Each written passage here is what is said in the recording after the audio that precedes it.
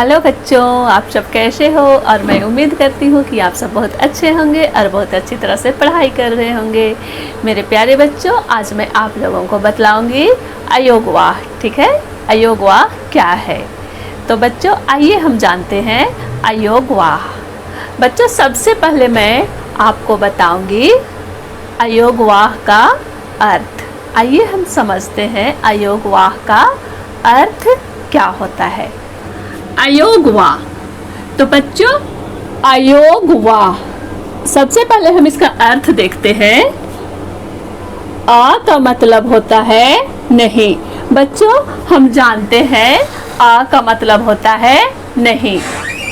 योग का अर्थ जुड़ना, वाह का अर्थ हुआ साथ चलना। ठीक है, आ का मतलब नहीं, योग का मतलब जुड़ना और वाह का मतलब साथ चलना। इस तरह से इसका अर्थ हम कह सकते हैं किसी के साथ नहीं जुड़ना। ठीक है, अयोगवाह मतलब किसी के साथ नहीं जुड़ना। आप लोग समझ गए होंगे अयोगवाह का मतलब, इसका नाम ही अयोगवाह, ये नाम से ही पता चल रहा है कि ये किसी के साथ नहीं जुड़ता है। कहने का मतलब अयोगवाह ना तो स्वर है और ना ही व्यंजन है। ठीक है, अयोगवाह का मतलब क्या हुआ, ना तो यह स्वर है और ना ही ये व्यंजन है। तो बच्चों अयोगवाह की संख्या 2 होती है। आप लोग को प्रश्न पूछा जा सकता है अयोगवाह की संख्या कितनी है। तो अयोगवाह की संख्या 2 होती है। ठीक है, हाँ, एक है अंग और एक है आ। ये दोनों जो है अयोगवाह कहलाते हैं। और ये अंग को हम अनुस्वार कहते हैं और इसका एक और रूप होता है अनुनासिक। अनुनासिक और ये है विसर्ग। ठीक है, तो अयोगवाह कितने होते हैं, 2 होते हैं, अंग और आह। अंग के 2 रूप होते हैं, अनुस्वार और अनुनासिक। बच्चों बहुत बार अनुस्वार, अनुनासिक और विसर्ग को मिला के हमसे ये गलती हो जाता है कि अयोगवाह की संख्या 3 होती है, लेकिन नहीं, अयोगवाह 2 होते हैं, अंग और आह। और अंग का ही 2 रूप है, अनुस्वार और अनुनासिक। ठीक है, तो बच्चों ये ये अनुस्वार, अनुनासिक और विसर्ग ये ना तो स्वर है और ये ना व्यंजन है। ठीक है, इसलिए ये अयोगवाह कहलाते हैं। ठीक है, तो आप लोग अयोगवाह का अर्थ समझ गए होंगे। आ का मतलब अयोगवाह, आ का मतलब नहीं, योग का मतलब जुड़ना, वाह का मतलब होता है साथ चलना। मतलब अयोगवाह किसी के साथ नहीं जुड़ना या किसी के साथ नहीं चलना। अयोग मतलब किसी के साथ उसका योग नहीं है। ठीक है, तो बच्चों आप लोग समझ गए अयोगवाह का अर्थ क्या है। तो अगर अयोगवाह की परिभाषा लिखनी हो तो हम इस प्रकार से लिख सकते हैं। आइए मैं अयोगवाह की परिभाषा आप लोगों को लिखकर बताती हूँ। ठीक है, तो यदि हमें अयोगवाह को परिभाषित करना हो तो हम इस प्रकार से कर सकते हैं। अनुस्वार, अनुनासिक, विसर्ग अयोगवाह कहलाते हैं। ठीक है, ये ना तो स्वर के साथ योग होते हैं और ना ही व्यंजन के साथ। बच्चों आप लोग को परिभाषा समझ में आ गया।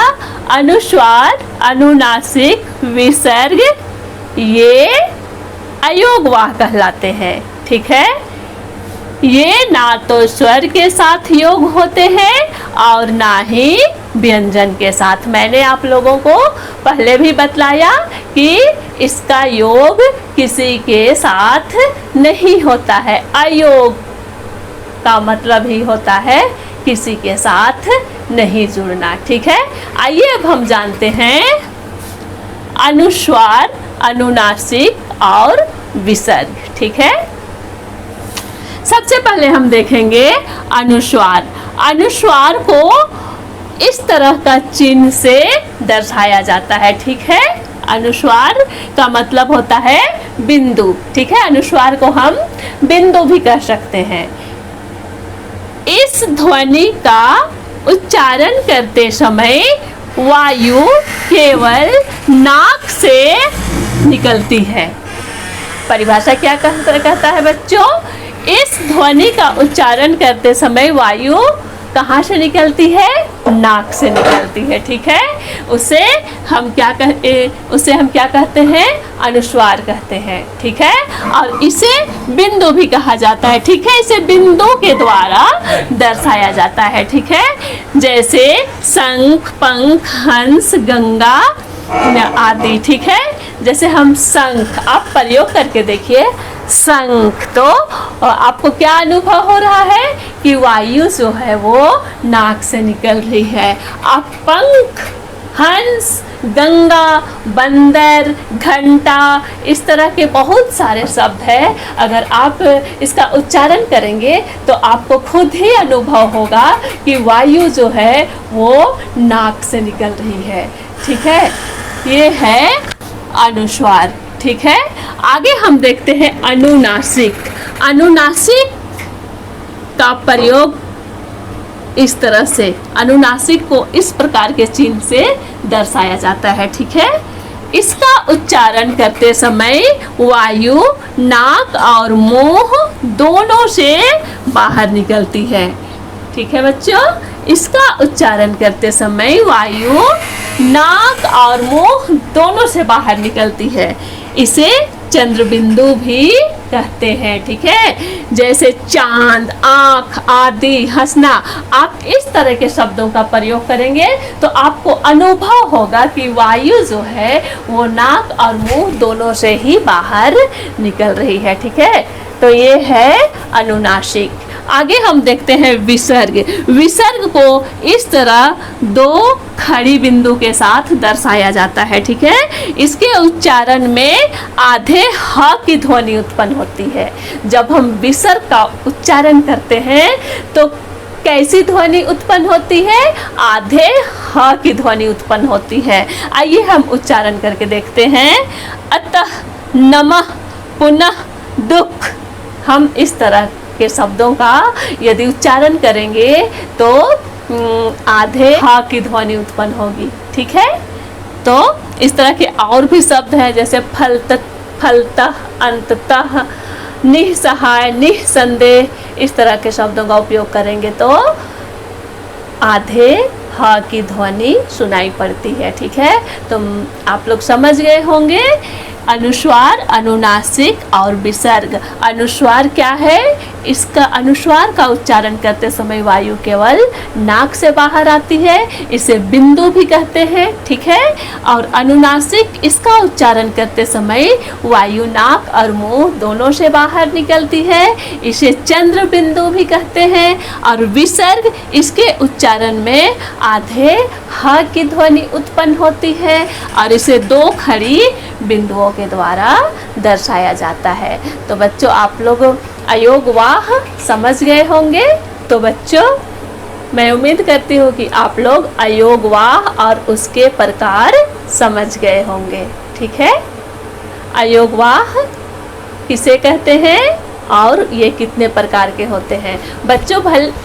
बच्चों यहाँ पर 3 प्रकार लिखा जाता है, अनुस्वार, अनुनासिक, विसर्ग, लेकिन अयोगवाह 2 ही प्रकार के होते हैं, अंग और आह। ठीक है, अंग के ही 2 रूप हैं, अनुस्वार और अनुनासिक। ठीक है, तो बच्चों, मैं आज का वीडियो यही समाप्त करना चाहती हूँ और मैं आप लोग से मिलती हूँ फिर एक नए वीडियो में। तब तक के लिए बाय बाय।